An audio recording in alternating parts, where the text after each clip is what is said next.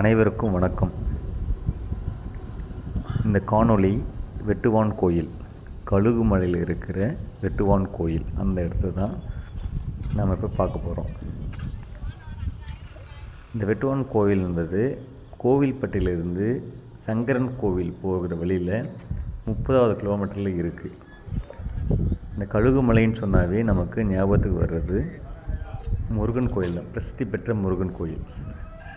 இந்த கழுகுமலை பார்த்திங்களா, நல்லா இது கீழேருந்து எடுக்கப்பட்ட காணொளி. நல்ல உயர்ந்தமான மலை, ஒரே பாறையாக இருக்குது பாருங்கள். இது மேலே பார்த்திங்கன்னா முருகருடைய அந்த ஓம் என்ற எழுத்தை வந்து அங்கே பொறிச்சிருக்காங்க, நல்ல மிகப்பெரிய அளவில். இந்த கழுகுமலையில் இருக்க வெட்டுவான் கோயில் பாண்டிய மன்னர்களால் வெட்டப்பட்டது. பாண்டிய மன்னன் மாரஞ்சடையான் அவர் வந்து கிபி 8ஆம் நூற்றாண்டில் வெட்டி கோயிலை உருவாக்கியிருக்காரு. ஆனால் அந்த சமயத்தில் வந்து அவர் தானே பண்ணது, இது வரைக்கும் தொல்பொருள் ஆராய்ச்சியாளர்களும் வந்துட்டு ஒரு யூகமாக தான் சொல்கிறாங்க. ஆனால் அதுக்கு முன்னாடியே இது வெட்டியிருக்கலான்னு தான் சொல்கிறாங்க. இந்த மாரஞ்சடையான், பாண்டிய மன்னர்கள் மாரஞ்சடையான் தான் இந்த வெட்டினா சொல்கிறாங்க. ஏன்னா இதுவும் மாமல்லபுரத்தில் இருக்கிற கற்கோயிலும் ரெண்டும் ஒரு சேர ஒரே மாதிரி இருக்குது. ஆனால் அதனை யூகத்தில் தான் வந்துட்டு இது மாரஞ்செடியான்னு தான் வெட்டியிருப்பாருன்னு சொல்கிறாங்க. இந்த பார்த்தா இந்த பாறைகளை சுற்றியும் இந்த மலையை சுற்றி நல்லா இப்போ வந்து நிறைய புறமைச்சிருக்காங்க.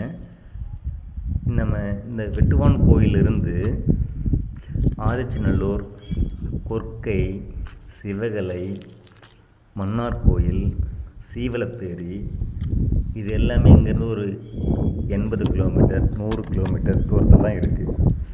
சரிங்களா? நம்ம இப்போ பார்க்கக்கூடிய இடம் பார்த்திங்கன்னா, இதுதான் வந்துட்டு இந்த குளத்தை தாண்டி நம்ம போயிட்டுருக்கோம். குளத்தை தாண்டி போய் குளம் வந்து மிகப்பெரிய அளவு பண்ணியிருக்காங்க.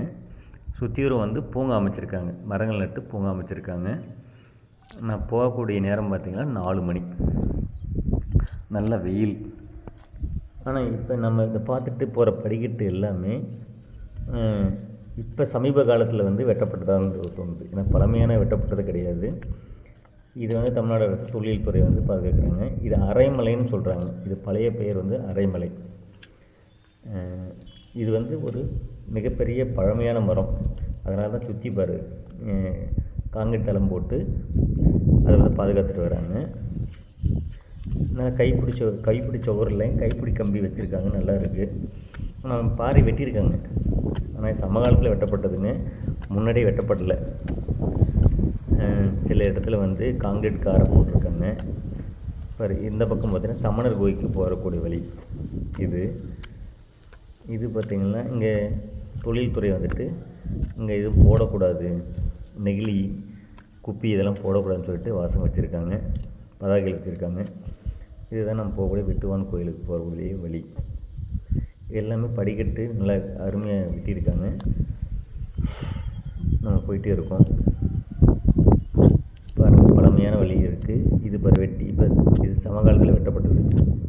வெட்டி கைப்பிடி கம்பி வச்சுருக்காங்க, நல்லாவே இருக்குது. வயதானவங்களாம் ஏறி பார்க்குறதுக்கு கண்டிப்பாக வந்து வேணுங்க. எல்லாம் அங்கே தெரியுதா பார், அங்கே தெரிகிறதா அந்த ஒரு வேலி போட்டிருக்காங்க பாருங்கள். அது பௌர்ணமி வர போகுது, நல்ல நிலா நமக்கு நல்லா காட்சி கொடுக்குது. நம்ம 4 மணி பயங்கரமான வெயில், அந்த சமயத்தில் வந்து நல்லாவே காட்சி கொடுக்குது. பாரு நல்லா சூடு, செருப்பு போட்டு தான் போயிட்டுருக்கோம். இங்கே பார்த்திங்கன்னா சரி இங்கே போகும்போது நல்ல வேர்வை வேறு. அங்கே பார்க்கும்போது கள்ளிச்செடி, இது வந்து புதர். இது ஒரு இலையுதிர் காலம் கழிஞ்சிட்டு துளிர் வருகிறது. அந்த இதில் அங்கே பார்த்திங்கன்னா கள்ளிச்செடி. நம்ம இன்றைக்கி நம்முடைய இந்த யுகத்தில் வந்து நம்ம வந்துட்டு என்ன சொல்கிறோம், பாலைவனத்தில் கிடைக்கிற ட்ராகன் ஃப்ரூட் வந்து நம்ம விரும்பி சாப்பிட்றோம். ஆனால் நம்ம ஊரில் கிடைக்கிற கள்ளிச்செடியை நம்ம வந்துட்டோம். இந்த பழம் பார்த்திங்கன்னா நாதாரி பழம் சொல்லுவாங்க இந்த இதில். இந்த நாதாரி பழம் இப்போ தான் வந்து சிலது வச்சுட்டு பிஞ்சு வருது, சிலது பார்த்திங்கன்னா வந்து முத்தி நல்லா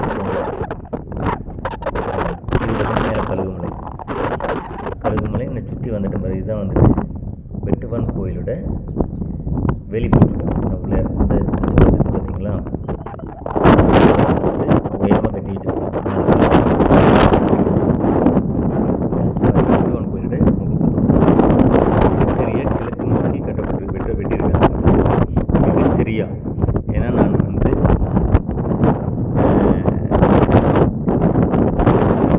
திசை காட்டும் கறி வச்சுட்டு பார்த்தேன். மிகச்சரியாக வந்துட்டு அந்த 0 டிகிரின்னு சொல்லுவாங்க, 0 டிகிரியில் வெட்டியிருக்காங்க. உங்களுக்கு தெரிஞ்சுருக்கேன். மேலே பாருங்கள் ஒரு 60 அடி நீளம், 60 அடி அகலம், உயரம் பார்த்தீங்கன்னா ஒரு 40 அடி சுமார் இருக்கும். அந்தளவுக்கு கல்லை வெட்டியிருக்காங்க. இயந்திரமே இல்லாத காலத்தில் நம்ம இப்போ தான் நினைக்கிறோம் தொழில்நுட்பம் வந்து இன்றைக்கி தான் வளர்ந்துருக்குது. இன்றைக்கி எல்லாம் இருக்கிற தொழில்நுட்பமே கிடையாது. சரிங்களா? இதை பார்க்கும்போது அவ்வளோ ஆசையாக இருக்குங்க. இந்த விமானம் பார்த்திங்களா மேலே இருக்கிறது, இதுதான் மிகப்பெரிய நம்ம தஞ்சை பெரிய கோயிலில் அந்த ஒரு இது 80 டன் அளவுக்கு இருக்குதுன்னு சொல்கிறாங்க. ஆனால் 80 டன்னு எடுத்து வெட்டி அங்கே வச்சுருக்காங்க. ஆனால் இங்கே பாருங்கள் கல் வந்து சுற்றியூரும் குடஞ்சி அதுக்குள்ளே உருவாக்கியிருக்காங்க பாருங்கள். இது எல்லாமே இது வந்து எனக்கு என்னமோ தோணுது பார்த்திங்கன்னா, இதை வந்து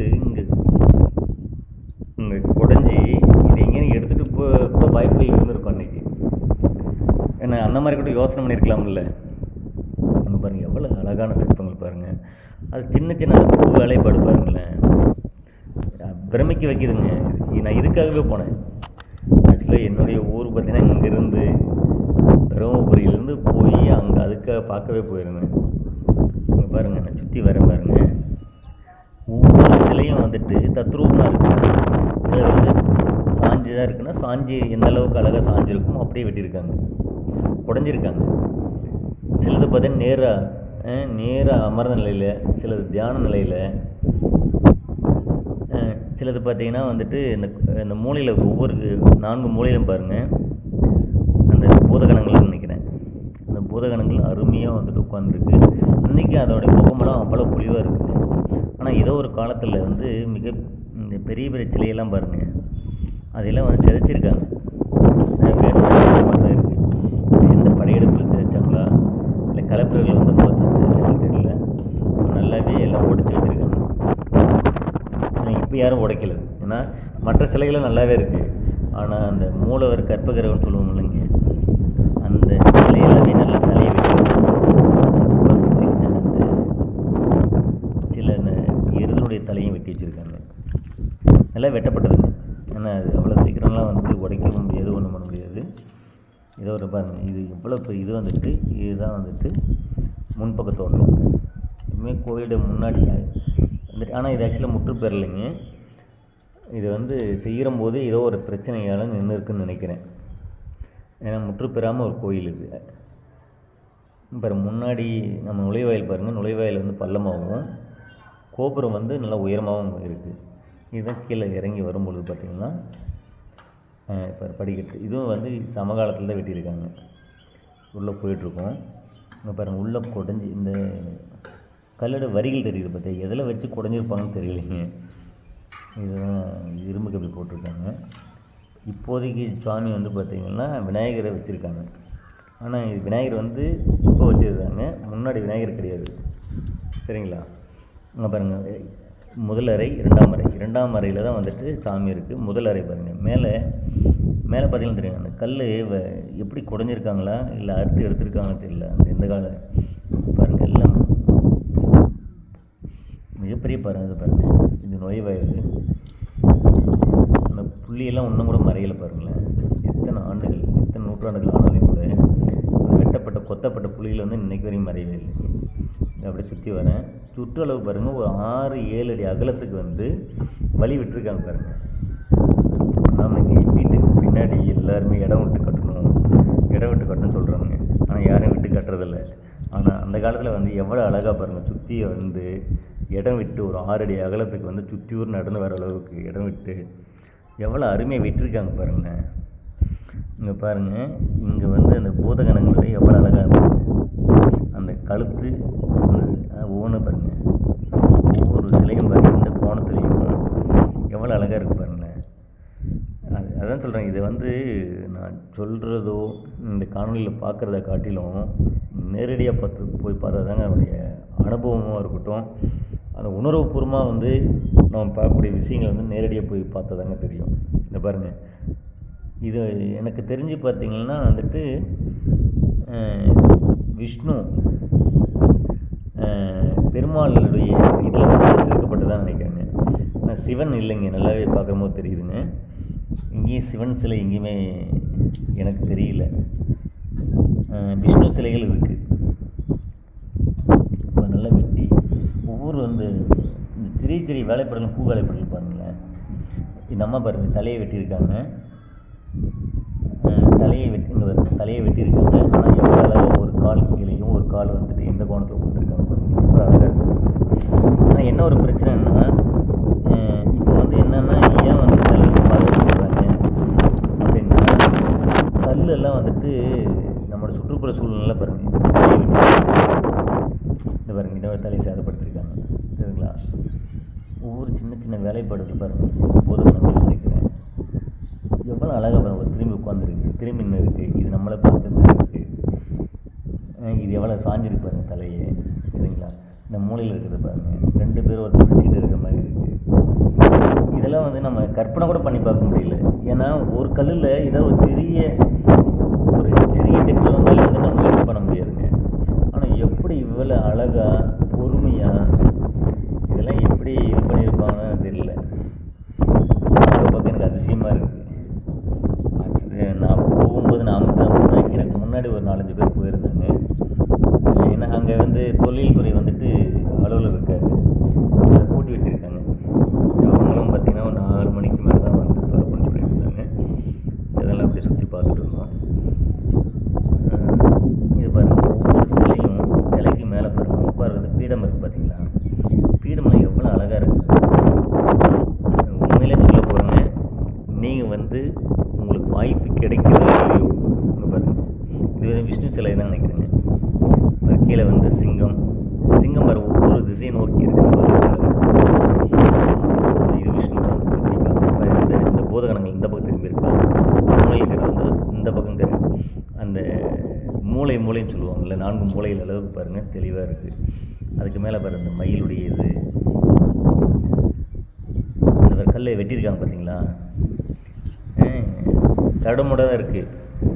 ஆனால் எப்படி எல்லாம் யோசிக்கூட முடியல பாருங்கள், எவ்வளோ மிகப்பெரிய கல். உண்மையிலே நம்ம சிந்தனைக்கு எட்டாத ஒரு விஷயங்க. இந்த பாரு, இன்றைக்கி கல்லெல்லாம் பார்த்திங்கன்னா சுற்றுப்புற சூழ்நிலை என்னாச்சுன்னா கல்லில் வெடிக்க ஆரம்பிச்சிருச்சுங்க. ஏன்னா ஆக்கம்னு இருந்தால் ஒரு அழிவுன்னு ஒன்று இருக்கும் இல்லைங்க, அது போல் பரவாயில்ல வெடிக்க ஆரம்பிச்சிருச்சுங்க. தெரியுதுங்களா, நல்ல கோடு போல் வெடிச்சிருச்சு நல்லாவே. தொழில்துறை என்ன பண்ணணும், அரசு என்ன நடவடிக்கைன்னா, மேலே ஒரு கூடாரம், மிகப்பெரிய கூடாரம் போட்டாங்கன்னா இன்னும் கொஞ்சம் நாளைக்கு வந்து பாதுகாக்கலாங்கிறத என்னுடைய கருத்துங்க. கண்டிப்பாக பண்ணணும். ஏன்னா இதெல்லாம் இப்போயே கல் வெடிக்க ஆரம்பிச்சிருச்சுங்க. ஏன்னா சீதோஷ நிலை மாற வந்து வெடித்து கொஞ்சம் கொஞ்சமாக அதே விழுக ஆரம்பிச்சிருங்க. இன்றைக்கி பல கோயிலெல்லாம் வந்துட்டு பேரூர் பட்டீஸ்வரர் கோயிலெலாம் போய் பார்க்கும்போது பார்த்திங்கன்னா மேலே வந்து இந்த கல் வந்து சேதமடையாமல் இருக்குது, இதெல்லாம் போடுறாங்க. இப்போ நம்ம போகிற சமணர் கோயிலுங்க. இதுலேருந்து கொஞ்சம் தொலைவில் தான் சமணர் கோயிலுங்க. சமணர் படுகைன்னு சொல்கிறாங்க. சமணர் இது பார்த்திங்கன்னா அந்த பக்கம் தெரியுதுங்களா. எனக்கு ஒவ்வொரு தூரமாக போய் பார்க்கும்போது அதோட அழகு வந்து என்னை மயக்கிட்டே இருக்குங்க. பாருங்கள், அந்த குழி மட்டும் தெரியுதுங்களா, இதுதாங்க ஊருங்க. ஊர் அந்த பக்கம் மறைஞ்சிருச்சு. இதுதான் படிக்கட்டு. இங்கே ஒரு அரச மரம் இருக்குது. அரச மரம் இங்கே வந்து பார்த்திங்கன்னா இப்போ நம்முடைய முன்னோர்கள் கொஞ்சம் மூதாதையர்கள் வந்துட்டு என்ன பண்ணியிருக்காங்க, நம்முடைய குலதெய்வங்களை இங்கே வச்சுருக்காங்க. பாரு, முனியப்பன் சாமி, ஒரு அம்மன் இருக்குது, 2 அம்மன் சாமி இருக்குது. பார்த்திங்கன்னா இந்த பக்கம் வந்து மாடசாமி, நம்மளை காக்கும் முனியப்பர்கள் வச்சுருக்காங்க. பாதுகாக்கப்படுதுன்னு சொல்லிட்டு மிகப்பெரிய பதாகை வச்சுருக்காங்க. இதில் வந்து இந்திய தண்டனை சட்டம், இது சேதப்படுத்தினா எவ்வளோ அபராதம், அவங்களுக்கு எத்தனை விட கருங்கால தண்டனை, இதெல்லாம் போட்டிருக்காங்க. இதனால் மிகப்பெரிய ஒரு ஆலமரம், அதுமாதிரி பழமையான ஆலமரமாக இருக்குது. ஏன்னா இதனோட ஒரு பகுதி வந்து விழுந்து உடஞ்சிருக்குங்க, அதே செதஞ்சு போயிருக்கு, நல்லாவே தெரியுதுங்க. இந்த வழியாக போனேன், இங்கே அடிச்சிருக்காங்க பாரு, அங்கே தெரியுதுங்களா, அதுதாங்க வந்துட்டு சமணர் கல்வெட்டு. இங்கே சமணர் பள்ளியே நடந்திருக்குன்னு சொல்கிறாங்க.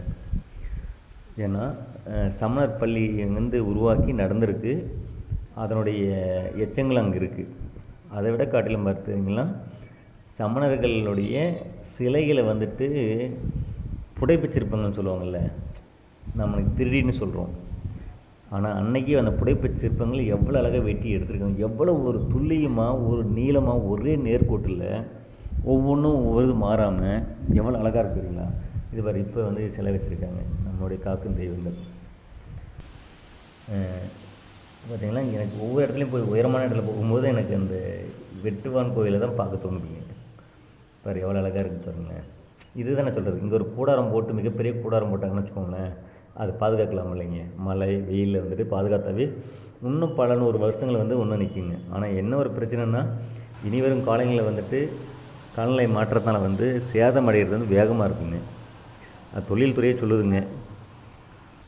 பாருங்கள், இது வந்து மிகப்பெரிய ஒரு நம்முடைய முனியப்பன் சாமின்னு நினைக்கிறேன். இப்போ அம்மன் சாமி அங்கே இருக்குது. அது பாருங்கள், கொஞ்சம் தெளிவாக தெரியும், தெரியுதுங்களா. முகம் அழகாக மஞ்சள் பூசி அழகாக அழகாக இருக்குங்க.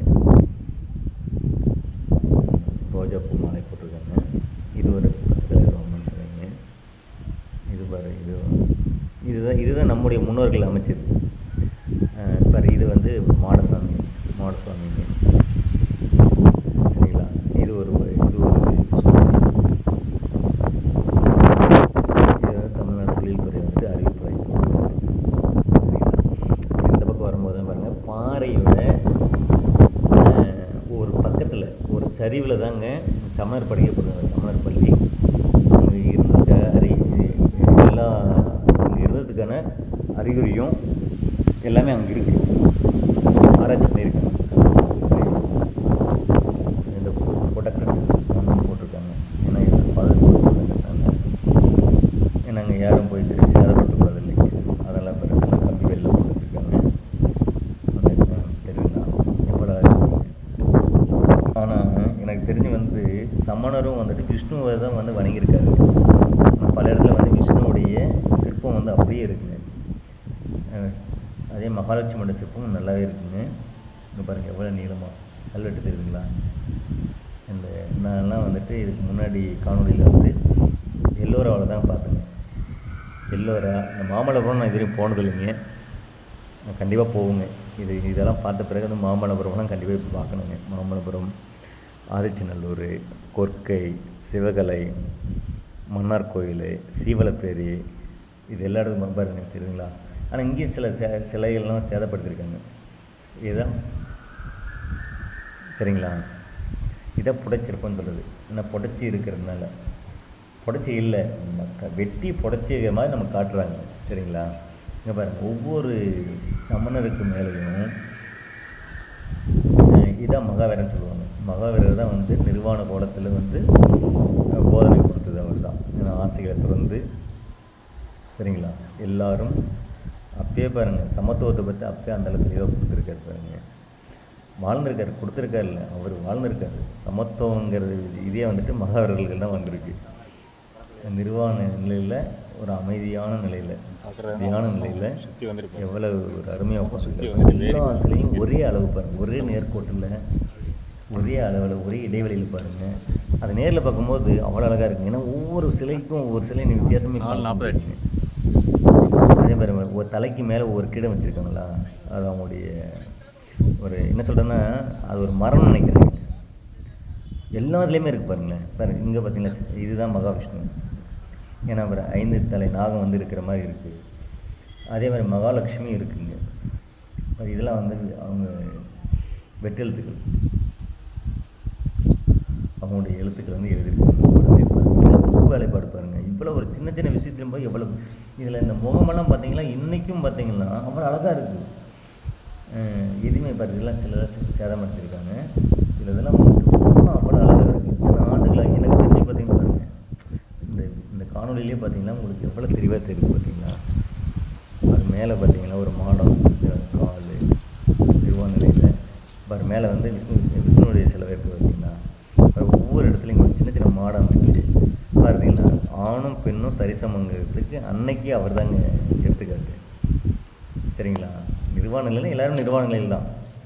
அந்த அங்கே ஆசை இதெல்லாம் வந்து திறந்து இருக்கிற போது வந்து அது பெருசாக யாருக்கு தெரியாதுங்க. இன்றைக்கி நம்ம மகா கும்பமேளாவில் அந்த மாதிரி பல விஷயங்கள் நம்ம பார்த்துட்டு தான் இருக்கோம். சரிங்களா?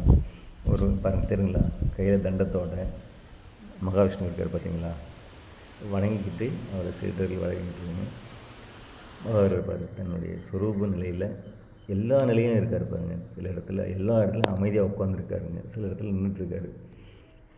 இது வந்து பார்த்திங்கன்னா அவங்களோட குகை மாதிரி இருக்குது. இப்போ அவங்களுடைய சாமான்களை வச்சுருக்காங்க. இது மட்டும் கிடையாதுங்க, இது சுற்றியும் இருந்திருக்கு.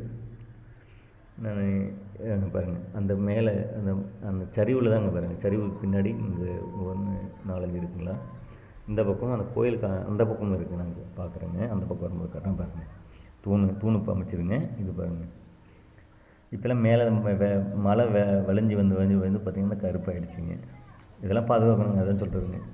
இதை பார்த்திங்களா, இதெல்லாம் அரிக்க ஆரம்பிச்சிருச்சுங்க. தண்ணி நிறையா வந்துருக்கிற இடத்துல பார்த்தீங்கன்னா இப்போ தான் வந்து காலநிலை மாற்றத்தெல்லாம் வந்துட்டு எல்லாமே வந்து மழை நீர்லேயே வந்துட்டு இது அதிகமாக இருக்குது, அமிலத்தன்மை அதிகமாக இருக்குல்ல பாருங்கள், எல்லாம் அரிக்க ஆரம்பிச்சிருச்சுங்க. எனக்கு என்னமோ இப்போல்லாம் தரைத்தளமெல்லாம் இப்போ போட்டிருக்காங்க, அன்றைக்கெல்லாம் தரையெல்லாம் இருந்திருக்காருங்க. இப்போ சரிவாக தான் இருக்குது. அந்த சரிவில் போயிட்டு அவ்வளோ உயரமான இடத்துல எப்படி பண்ணாங்க, எப்படி நின்னாங்க? இன்றைக்கெல்லாம் நம்ம சாரம் போட்டு ஒரு வீடு கட்டுறதுக்குள்ளே மிகப்பெரிய பாடாக இருக்குது. எத்தனை நாளுகள், எத்தனை மாதங்கள் ஆகிருக்கும், எத்தனை வருடங்கள் ஆகிருக்குது வெட்டுறதுக்கு. இந்த கல் சிதைவுறாமல் இருக்கிறதுக்கு இந்த கல்லை எப்படி தேர்ந்தெடுத்திருப்பாங்க? அதான் சொல்கிறாங்க, ஒவ்வொரு விஷயமாக நம்ம ஆழமாக யோசிக்கிற போது இதெல்லாம் கடவுளுடைய செயலாக, கடவுள் எப்படி இருந்திருப்பார், இல்லை இல்லாமல் கடவுள் இல்லாமல் நடந்து